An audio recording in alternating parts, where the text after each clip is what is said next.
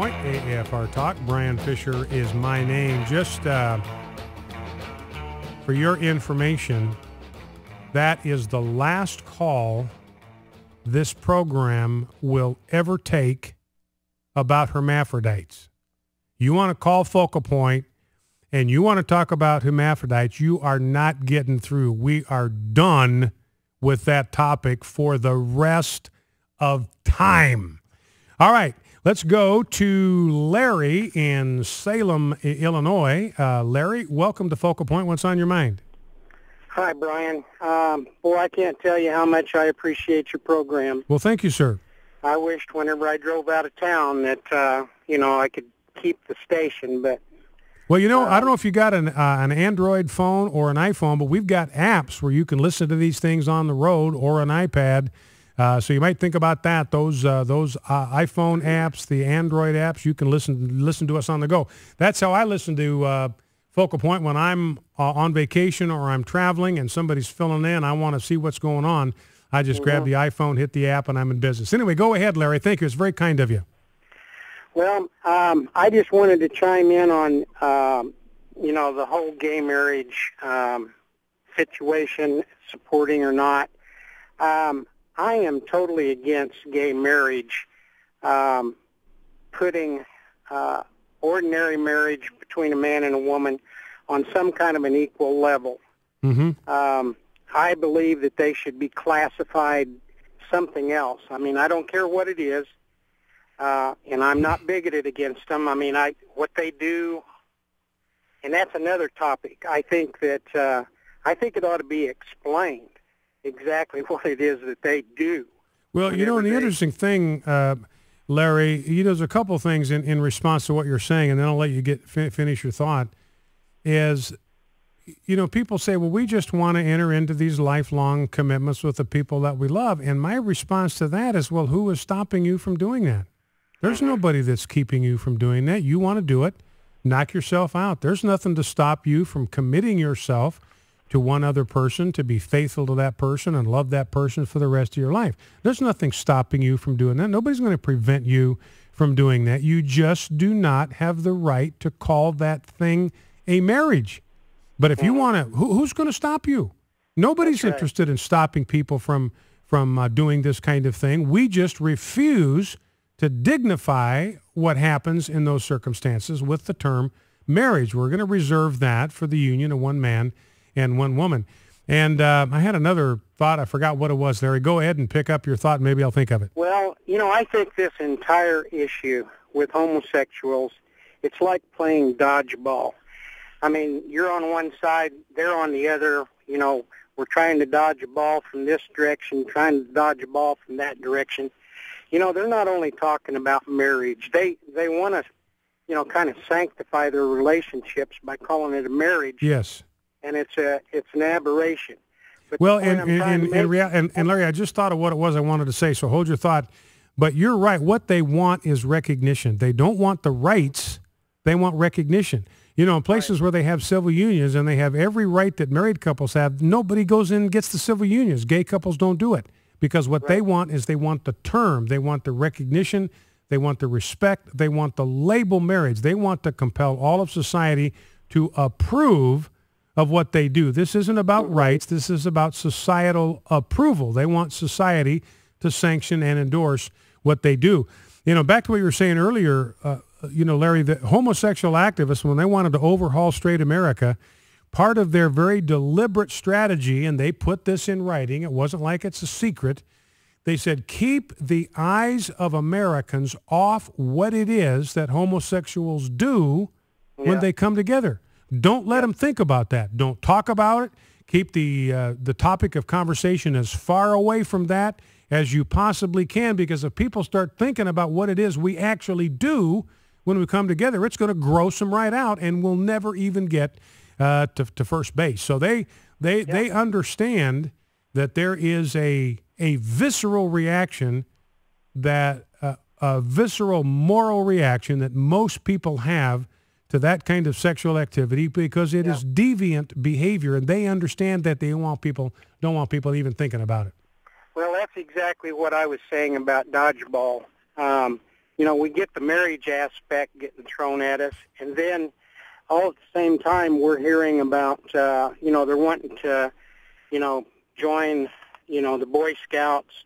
And for what reason would they want to do that other than trying to, lure these kids into their way of thinking? They're doing the same thing in schools. We've got a homosexual that's in charge of, education. And, I can't, in my mind, figure out why people don't look at this whole thing and see what it's doing to us. Well, and they've done a pretty slick job kind of shaping the debate, shaping the conversation, and creating the impression that if you have any reservations about homosexual behavior, you are a hate-mongering, homophobic bigot. And they have convinced the American people that if you have any reservations about the legitimacy of homosexual conduct, you are a hater, you are a homophobe, and you are a bigot. Now, there's no evidence of that whatsoever. You can be critical of a lot of behavior without hating the people that do it.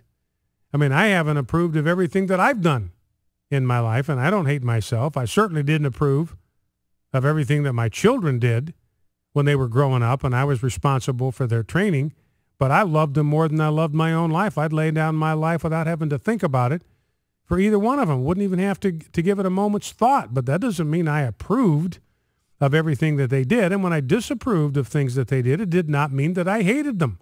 I just disapproved of that behavior. I didn't want them to repeat it because I wanted them to have a certain kind of character and live a certain quality of life. And it was my responsibility to do what I could to help them make good choices as they grew to maturity. And so, Larry, they just prey on the fact that the American people are decent people. They're not hateful people. They're not homophobic people. They don't fear homosexuals. They don't hate them. They aren't bigots of any sort. And so when they get accused of being that, it stings. And it works because they'll get defensive and they will backpedal because they know it's wildly wrong accusation. It's not fair. It's not accurate. And yet they get stuck with being labeled as hate mongers and homophobes. And so they kind of get wrapped around the axle trying to defend themselves against a charge that has absolutely no merit, no basis in fact whatsoever. And meanwhile, homosexual activists are trotting down to the State House and forcing the rest of society to accept their agenda. All right, Larry, listen, I appreciate the call. Thank you for that. Let's go to Craig in Richmond, Virginia. Craig, you're on Focal Point with Brian Fisher. What's on your mind? Hey, how you doing? Good. How are you? Doing well. I heard you making some comments earlier about, liberals, I guess, getting really into name-calling as opposed to arguing. Yes, debating, Yeah, and I think, I guess a couple of the reasons are, number one, a lot of them really just don't know how to argue or discuss anything, and using facts. I coach debate where I work, and that's a skill that people have to learn. And if you don't know how to do it, you're just not going to do it very effectively. Yeah. And the second reason is I think just they don't really look at facts because generally speaking, the facts don't support what they believe or what they want. Well, and I think Craig, right there is where you're on to the heart of the problem, is they know instinctively that if you get into a dialogue with them that is rooted in the facts, that's rooted in history, that's rooted in logic, that is rooted in reason, that's rooted in research, they are going to lose that debate because the facts are not on their side. The research is not on their side. Biology is not on their side. The Centers for Disease Control is not on their side. The Food and Drug Administration is not on their side. The Bible is not on their side. The best in social research is not on their side. So they know that if you get into a dialogue about the merits of homosexual behavior, they are going to lose that debate every time. That's why they immediately, I believe, Craig, jumped to name-calling. because they think if they can call you a name, they can shut you down. If they can call you a name, then they don't have to have an answer for your arguments. Well, exactly. Well, see, name calling indicates that a person doesn't have a case. Yeah, that's the first refuge. That's the name calling is the first refuge of a man without an argument. Pretty much. All right, Craig. Well, listen, I appreciate that very much. Thank you for that. You know, and it's interesting when I go on these radio programs, do media programs, and we get into these debates. It's like when I was on with Carol Costello, CNN. You know, and I just started in to make the case that there are the same health risks associated with homosexuality as there are with intravenous drug abuse. She cut my water off. She wouldn't even let me finish my thought. She wasn't interested in hearing how I could substantiate that, what the evidence was for that, bringing information in from the Centers for Disease Control to support that, bringing information in from the Food and Drug Administration to support that. She wasn't interested in that at all. She didn't even want to touch it. She didn't want to admit it. She just wanted to flat out deny it. She was unwilling to consider the possibility that her own view of homosexual behavior might be skewed and might be distorted. And on my program, after she cut my water off, I talked about that event, and I said, look, this makes her a member of the gay Gestapo. The gay Gestapo wants to silence you. They want to shut you up. They don't want to talk to you. They don't want to debate you. They don't want to argue with you. They just want you to be silent. They want you to be muzzled. And she played that soundbite from my program on CNN on her program the next week and said, I am a proud card-carrying member of the gay Gestapo. In other words, she's completely unrepentant. I'm going to shut these pro-family folks down every time I get. I'm not going to listen to them because I don't have to. Focal Point AFR Talk back after the news. American Family Radio.